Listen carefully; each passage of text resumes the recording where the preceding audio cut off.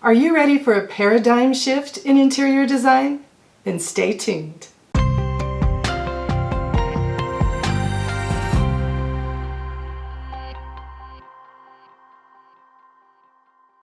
Hi, I'm Marina Coates. Welcome to Cinematically Inspired Design, where we take the design secrets from the cinema and bring them into your home. On today's episode, we'll be exploring a whole new approach to interior design. And hopefully, it'll get your mind going and get you thinking about design in a whole new way. When you're designing a room in your home, how do you go about it? Where do you get your ideas from? If you're like most people, you'll probably follow a similar pattern. You might first consider homes you've seen in real life, maybe a neighbor's or a relative's.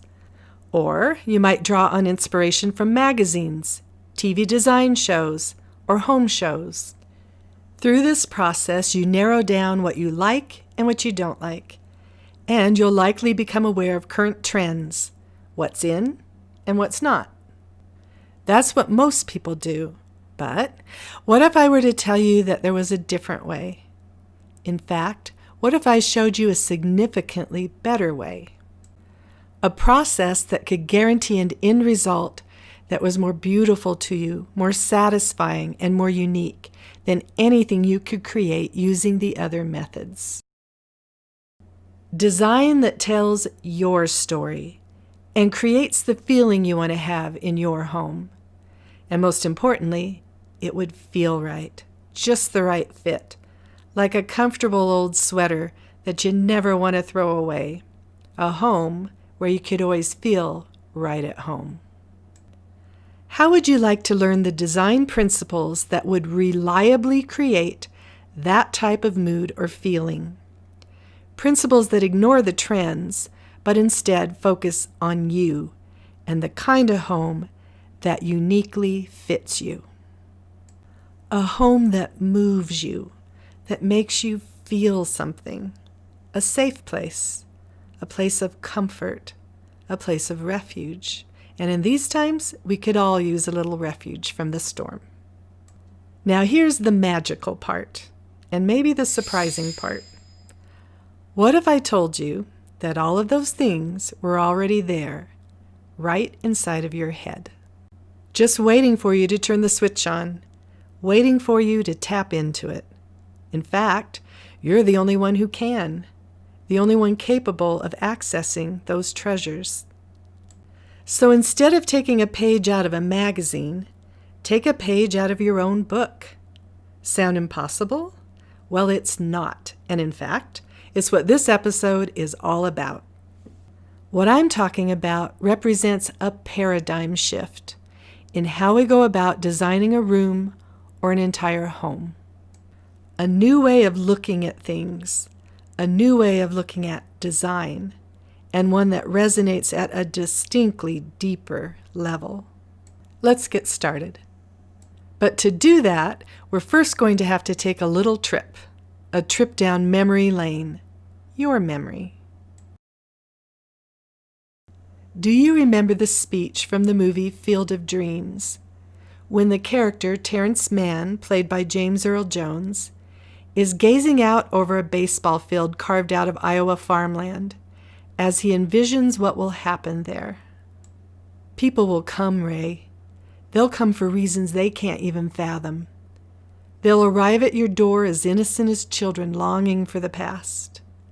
They'll pass over the money without even thinking about it. It's money they have, it's peace they lack. They'll walk up to the bleachers and sit in the shirt sleeves on a perfect afternoon, where they sat when they were children and cheered their heroes. And it will be as if they dipped themselves in magic waters. The memories will be so thick they'll have to brush them away from their faces. People will come, Ray. People will most definitely come. I think most of us can identify with those words. It takes us back to our childhoods when we at least thought the world was a simpler place. What memories do you have that make you feel nostalgic, sentimental, calm and peaceful, warm and safe? To get your mind going, let me share some of my own childhood memories with you. Falling asleep at my grandparents' house, to the loud tick of their pendulum clock out in the hall, the cool air and colorful trees of Saturdays in fall, with the smell of sawdust coming from my dad's workshop as he listened to the football game on his radio, making traditional old country kolaches with my grandma, riding my bike anywhere I wanted to go, the sound of locusts outside my window at night in the summertime, and Long Johns from the local bakery with the most amazing cream inside. What if your home could create those same kinds of feelings, like comfort food to an empty stomach, or, as they say in the Field of Dreams, as if you'd been dipped in magic waters? So why do I take us to the cinema as we explore the design techniques and principles that create such feelings?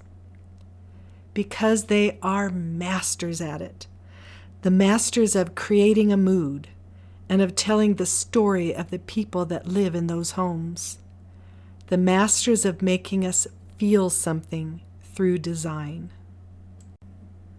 Have you given any thought to just how much the set design plays a part in making all of this happen?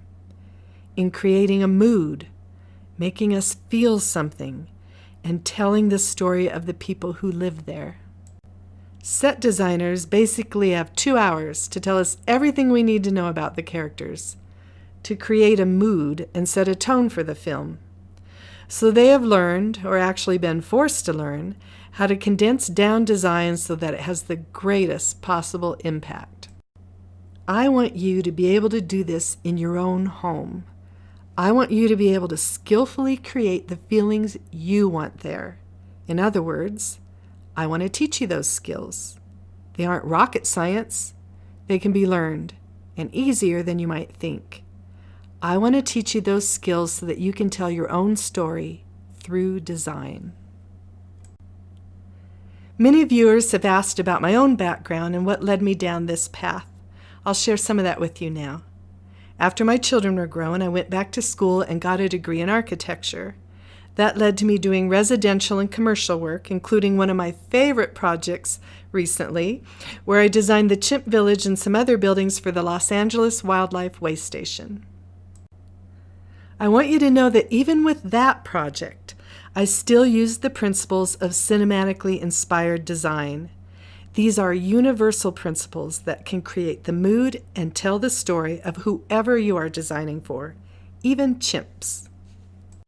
Through the course of this series, Cinematically Inspired Design, you will learn about the 3 foundational design principles found in the cinema, as well as the 8 pillars of design that spring from those basic principles. These principles, such as metaphor, for example, give a richer meaning to the design and make it resonate with us on a much deeper level. You'll learn different and unique ways that the cinema uses color, architectural features, scale, artwork, and much more. Not just how they use it, but also why they use it, what the effect is. Good set design gives us a window into the people who live there. It creates a mood. It makes us feel something. When done right, the homes in these films tell you something about those characters or that family, even if you knew nothing about the underlying storyline. The same can also be true in your own home. You can create the mood you want there, subtly, and yet in a way that resonates on a deeper level. And if someone were to see images of your home, they would learn a lot about you, even before they officially met you. Sound interesting? Maybe even intriguing? Want to learn how? Then you've come to the right place. You've stumbled across the right channel. That is what cinematically inspired design is all about. Let's delve a little deeper into the process now. First, let's talk about what it's not. Good design is not about following trends. In fact, following trends isn't any part of the process, and it is definitely not about copying. Don't ever borrow a design style. When we talked about looking to the cinema, it was for technique and principles only. We can be inspired by their use of color, for example, or the placement and choice of architectural elements. But if you copy, you have actually removed one of the essential elements, the creative process. And that piece is critical. It's the piece that connects us with you, the you that the story is constructed around. Copying removes you from the equation, and that just won't do. At this point, against my better judgment, I'm going to share an embarrassing story, but I'm only willing to do it because I think it illustrates this point so well. When I was a young girl, I was a huge fan of Cher. I tried to copy everything about her. Her look, her style, her attitude. One year, I even ruined all of our family photos because I decided to copy a pose and facial expression that Cher had done on the back of one of her albums.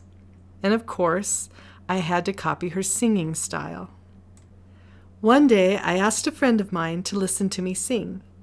I told her that I could sing exactly like Cher. Now, mind you, I'm sure I didn't. But she humored me and patiently listened while I belted out my 12-year-old rendition of one of her songs. When I was done, my friend just stared awkwardly at me. I asked, "Well, didn't that sound just like Cher?" My friend was substantially wiser than me. She answered, "Well, yeah, but why would you want to sound just like someone else? Somebody else has already done that. Why wouldn't you want to sound like you? Why wouldn't you want to be an original?" I was so young, I don't think I totally grasped the truth of what she was saying at the time, but I get it now. Copy has no substance. It's not the original. It's not you. It's an imitation of them. What works with singing also applies to design. Be yourself. Don't copy. There's already an original out there. Be you. Do your thing. Find your own story, your own song, and let the world hear it. Authenticity is key. You should be able to recognize yourself in your design, in your home. It should be a little like looking in the mirror. You want to see your reflection there, not someone else's. You shouldn't have to make yourself fit into a design. There are times when I go on vacation and I fall in love with the place we're renting. Or I'll comment on how beautiful a home is that I see on TV or in a magazine. And my husband will invariably ask me if I would actually want to live there. More often than not, the answer is actually no, because it's not really me. It may be beautiful, and I may love to look at it and even stay there for a while, but it's not me. Did you know that at one point, Alicia Keys was told that her music had too much piano influence? Holy cow, that was her greatest strength. Aren't we glad that she didn't listen to that piece of advice? They didn't understand who she was. The same is true in your home with your design. To illustrate, I'm going to use a couple TV characters that you might be familiar with. Aunt Bee from The Andy Griffith Show and Laura Petrie from The Dick Van Dyke Show.